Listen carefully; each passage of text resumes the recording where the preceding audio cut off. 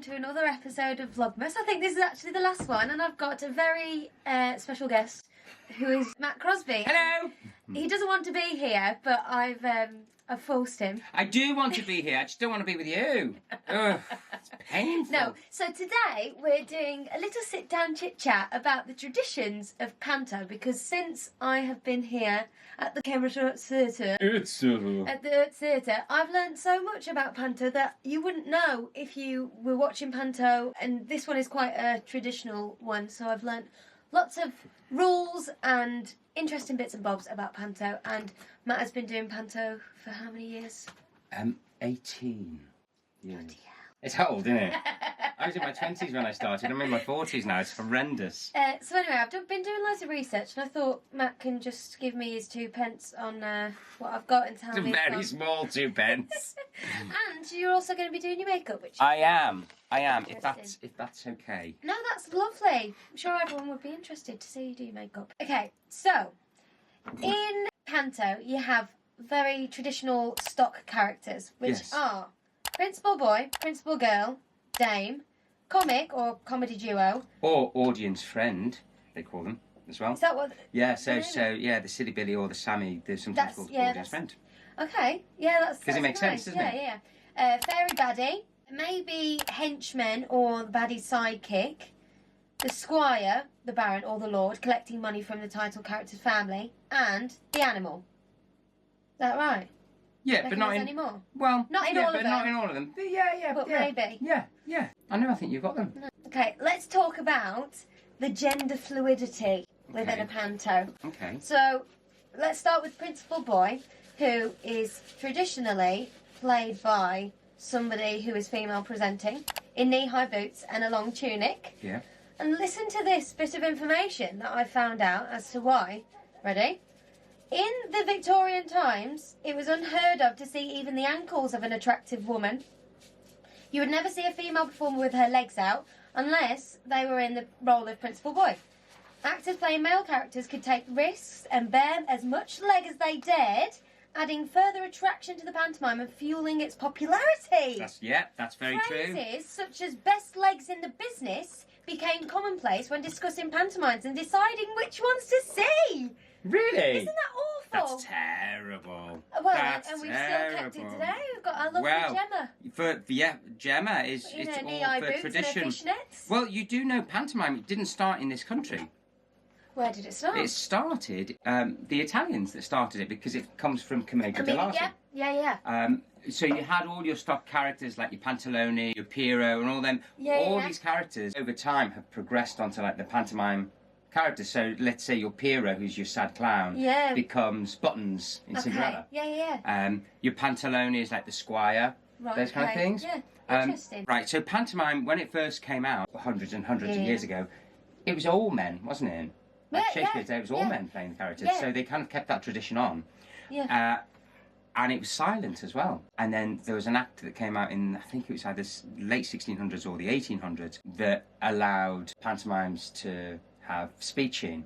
So that's when they went wild with all the wordplay and the puns and the gags. Isn't it mad how far it's come? Yeah, it's bonkers. Yeah. It's really bonkers. And then obviously on gender fluidity, you've got the dame, which is almost always played by somebody who's male presenting. How would you compare it to like current day drag? Because I know it's very different. It's really different because at the end of the day, the dame is it's a man in a dress, isn't it? Yes. So even if you present so my dame is very feminine, very effeminate, and I want to be seen Very womanly. Yeah, I want the little ones in the audience to believe it's a woman.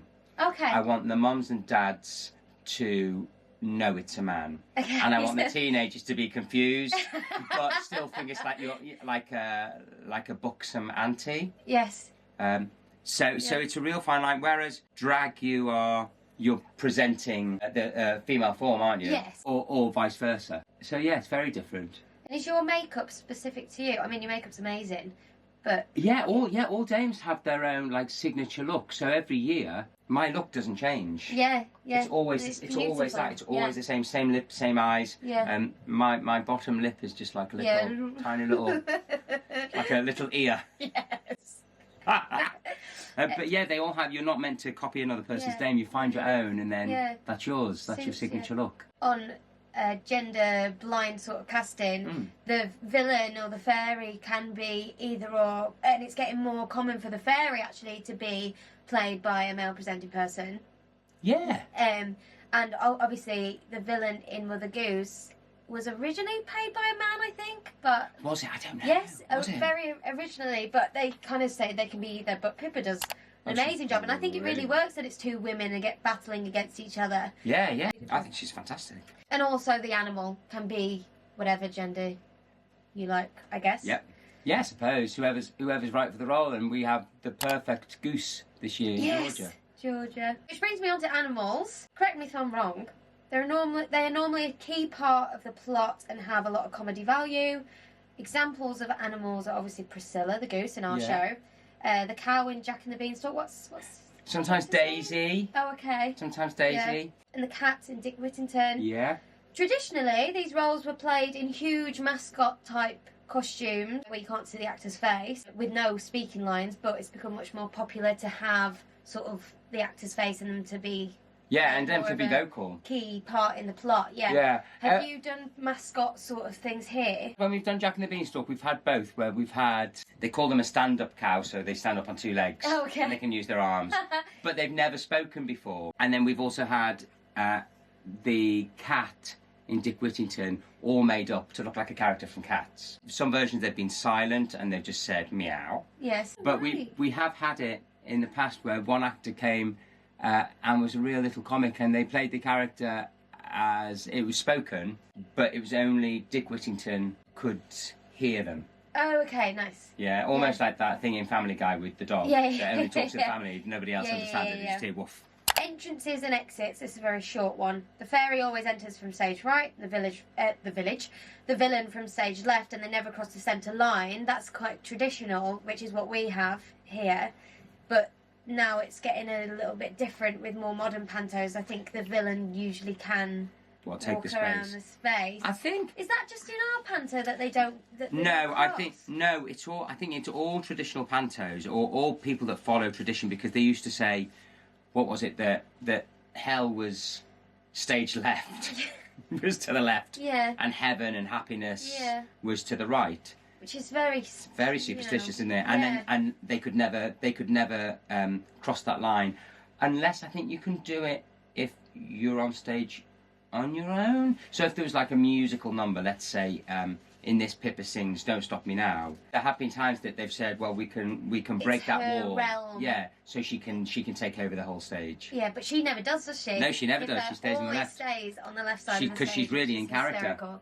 Slapstick comedy. There's often a lot of people being whacked over the head with frying pans or police truncheons, people falling over, but the majority of this happens in the panto's slush scene, which can also be called the messy scene Yes. in my research. Yeah. Tell us a bit about what the slush is and different versions that you've done. So the slush is very commedia, where they're given a task. The people on stage are given a task and they've got to complete the task, but there are obstacles that get in the way of that task to stop them from what kind of completing it. things could the task be? So this year we've got a cake. We're making a cake for the squire, and the things that are getting in the way are we can't find certain things. The floor is very slippy. Yeah. The things break, and our audience friend, our silly Sammy, isn't very good at his job. No. So there's this substance that we call slosh that's like a goo. It's like a white goo, Jackie goo. And they're throwing it everywhere. I think, does it already start on the floor at the start of the scene as well? At the start of the scene, what we do here, we put a little bit on the floor just to prepare the floor so that when you do fall and when you do slide, you really go for it. Yeah. But what's lovely is, especially in this one, is the only person that gets coated in slosh is Sammy. And I remain spotless, completely spotless, and he gets the blame for everything. So although there's certain things that she's doing, certain things that the dame does, where she is to blame for the mess, poor Sammy still gets the blame, and he you're gets just chucking so much at him. He's falling over. You should see the bruises on poor Stephen. It's so good. But the audience love it. They love it, and I don't think it would be the same show without the Slush. Well, Cambridge here, it's a massive tradition now that they have a big Slush scene. Yeah, here. not all Pantos have Slush, do they? No, But because I think it really is like key. Oh, I think part so. of our show. I think so because like Panto's for everybody, isn't it? And I think when it comes to the Slush, you can be any age to enjoy the Slush. Yeah. So, you know, certain jokes in the pantomime maybe only kids get or adults get. Certain things like shout-outs or phrases or sayings, people of a certain age will get, whereas the Slush scene is very much like Laurel and Hardy or Harold Lloyd. Yeah. My dad was crying of laughter. Couldn't stop talking about it Really? when he left, yeah. Next thing is things that the audience naturally know what to do or what to say, which I find so odd. Like, even little kids, they know exactly to say, like, oh, no, you haven't. Yeah, or, yeah, it's mad, isn't it? What else is there? Like, he's behind you. And booing. And they know how to boo, yeah, and to cheer the hero. They just come up with it. It's like it's ingrained in our society. Culture, That's what you do. Yeah. Ghost Gag. We don't have one, do we? We don't have one. Have you had one before here? We've had one before. They call it a ghost gag, but sometimes it might be, like a bad person, might be an animal. Yeah. But it's always called the ghost routine. Yeah. And basically, for anybody who doesn't know, the ghost gag is the maybe 3 characters are sat on a bench and they're singing a song, and then the audience is saying, I don't know, it's behind you, and they say, oh, let's have a look then, and they walk around the bench, and then it turns out that the one gets stolen each evil time. Person, gets stolen, and then at the end, it's normally the dame, is it? That scares the ghost away. Yeah, and the punchline is the gag. And the punchline is cheek. That's it. Nice technique you've got going on. Thanks. I'm just going to go on like this today. The transformation scene In usually happens at the end of Act 1, gives the audience a taste of Act 2, like Mother Goose becoming beautiful in Venus. So beautiful. What are you laughing at? Are you laughing at my makeup application? Sorry, no, I'm not. Well, I don't know. This brush is knackered. Dab, dab, dab. Dab, dab, dab, dab, dab. Jack climbing the beanstalk, or Cinderella getting into her ball gown. That always. What are you doing now? You're really thinking about how you're putting that on your face, aren't you? I am. Really self-conscious. I'm just going to go on on stage like that today. Forget it. Dab, dab, dab, dab. The next thing that's always involved is the song sheet. Yeah. It appears between the final plot scene and the finale. I think it's typically used for the cast to get changed. To get changed. That's it. And for them to change the set at the back. But it's a song where the whole audience sort of sings along. They usually get the lyrics out, and it's a very short song that they can sort of sing along with. And a few children get picked up to come on. Don't get picked up. A few children get picked to come on stage. Not that kind of show. And they talk to the dame or the comic. Is it usually 2 people that are doing the song sheet together? Yeah, it can be sometimes if it's Cinderella, it can just be Buttons by himself. Oh. But it's easier if it's 2 because it's a bit faster. And people don't get sick and tired and go, oh God, he's still talking. That moment, that song sheet is normally my favourite bit because it's an opportunity to get the kids to speak. Yes. And they come out with some right corkers. And they create the comedy, don't they? And then you have to just respond. Yeah. Yeah. Is there a set few songs that you choose as your song sheet here? No, although we've used the song that we used on this one, the Quartermaster Store, we've used it already because it's very, very funny. The actors are put on the spot and they have to rhyme with the children's names. And it's terrifying, and it's so funny to see poor Stephen. Stephen hates it because, one, he's got to talk to children, and he doesn't. Sometimes he's like, oh no, what are they going to say? What are they going to say? But then he's always given the children with the most difficult name. No. Goodness. It's great. Bless him, he hates it. But so the premise of our song sheet is they say their name, and then the dame and the comic have to rhyme their name in the song on the spot, sort of thing. And so if the kid says, oh, my name is Slim Shady. Slim Shady, you're like, well, great. Some long names as well. Sometimes they shorten them, but we've had Alexandra, and it's really difficult to kind of get them to say it in time. Alexandra. They're going, Alexandra. Yeah, it can be any song though, right? Normally songs like that kids may know. Yeah, like Grand Old Duke of York, things like that. And it gives them an opportunity to perform an action in the audience as well. So when they stand up or sit down or wave their arms. Is there always a shout-out bit? Yeah. Do you always do this? Yeah, because I think it's quite nice to include the audience at that stage. So I think all pantos always have like a shout out. We can put names in of people that are coming to watch us, or they can say front of house the audience to be included in some sort of shout out. So it'd be like, oh, happy birthday to this person, or this hello to this person. Jumping about a little bit, but the opening musical number is almost always led by the principal girl, such as Jill or Cinderella or Belle. Is that true? That's true. That's so odd.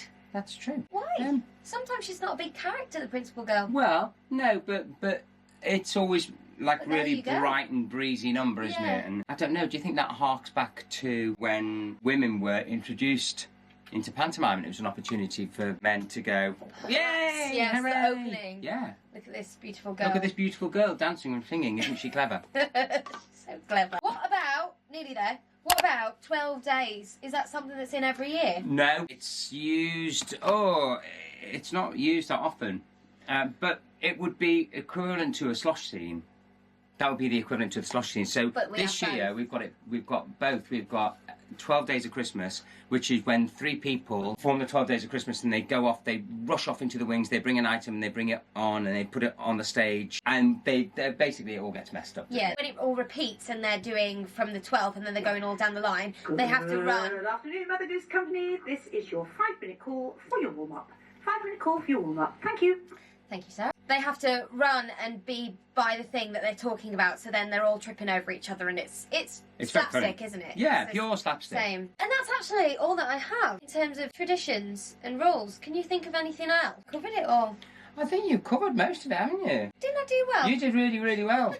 Like, if there were brownie badges for Panto information, you'd win the brownie badge. Well, I find all of this really, really interesting. It's such common knowledge in Panto world, but unless you're in that world, you have no idea of all these different things. Like, I went to see Luke's Panto, and all of these things, like the song sheet and everything, I was like, oh no, this is in every Panto. Yeah, like, yeah. Okay. Right. There are like stock scenes in there. Yeah, so if you go to Panto from now on, if you were to watch a Panto from now on, you'd go, oh, yeah, we did that. Oh, we did that.